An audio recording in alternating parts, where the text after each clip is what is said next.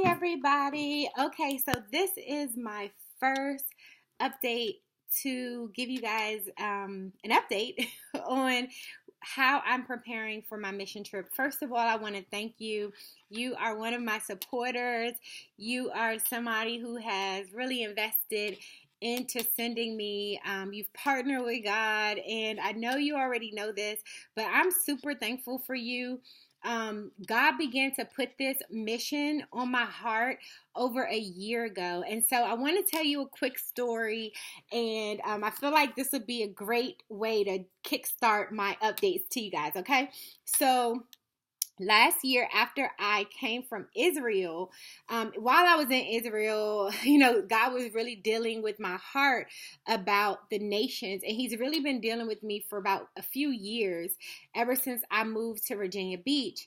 And if you don't know, I have been on a 3-year journey in seminary, and my school is an international school. So many of my friends are from India, they're from Turkey, Philippines, Singapore, different places, Carousel, just different places all over the world. And I've had an opportunity to really connect with people and really learn about how the gospel is in their country, like the state of the gospel in different countries all over the world. God has really started to give me a heart for missions and for international ministry. I've taken a few courses on mission, been studying it, and initially when I came back from Israel, I really wanted to go to what is called a closed country. Closed countries are called countries in the 1040 window, which means that they are closed to the gospel of Jesus. Most of them don't have access to Bibles. They don't have Christians living amongst them in their communities and in their countries. And they don't have a way of getting the gospel except for missionaries. Christian missionary work is also illegal in some of these countries, and Christians are often persecuted. So only 3% of the world's missionaries go to closed countries. And so really it was on my heart initially to go into a closed country as a business as missionary, to plant a business in a closed country and to basically live life and do life with people in a closed country, specifically in North Africa. So I began to meet with Africa Inland Mission last May to discuss this, and I started to do some research and really pray. But I felt like as time went on, God began to give me a heart for East Africa. I've been invited to Kenya and Uganda by different ministries to speak or preach. And so He's really started to give me a heart for East Africa. And so I felt like He was really just saying, you know what, start here in East Africa where I've opened a door for you.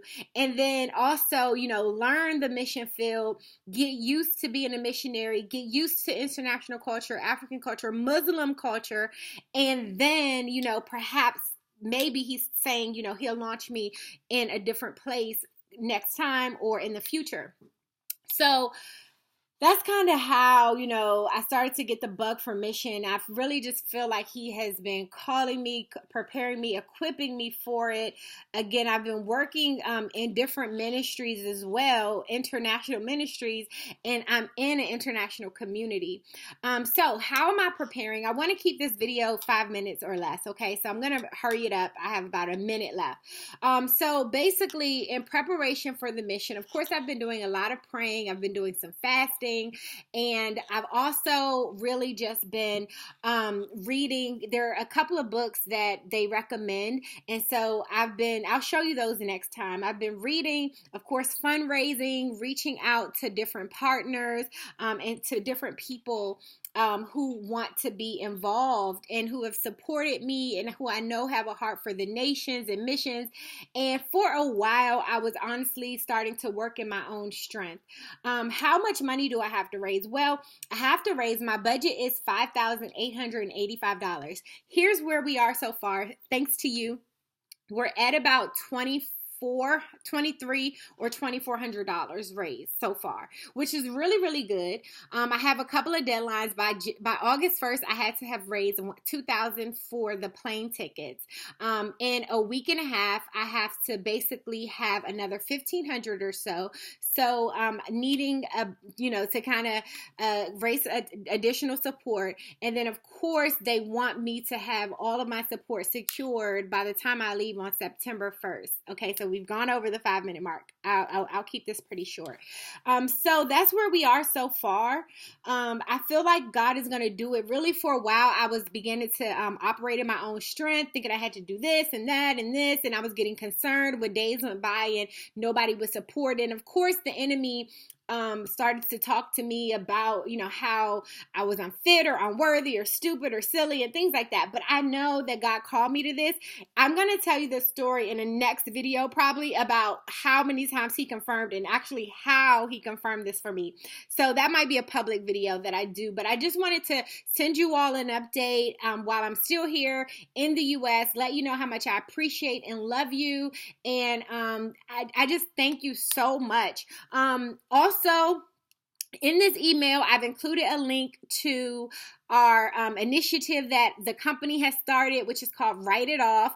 So if you know anybody who needs help with anything that we can help with, that I personally can help with, my company will still be operating, doing graphic design and some publishing things, but I will be focused on the mission. I'll be overseeing things, but this month I'm really working with people as much as possible. And so in that Write It Off initiative, there are a couple of ways that we're working with people, doing consulting sessions, giving people access, on-demand access to a course and our writing group, things like that. So check that out and also share it and pass it along. And again, I just want to thank you so much for partnering with God and really just joining on this team to really advance the gospel in Africa. It means so much, and I can't wait to give you all more updates when I actually get there so you can see how big of an impact you're making. God bless you. Bye-bye.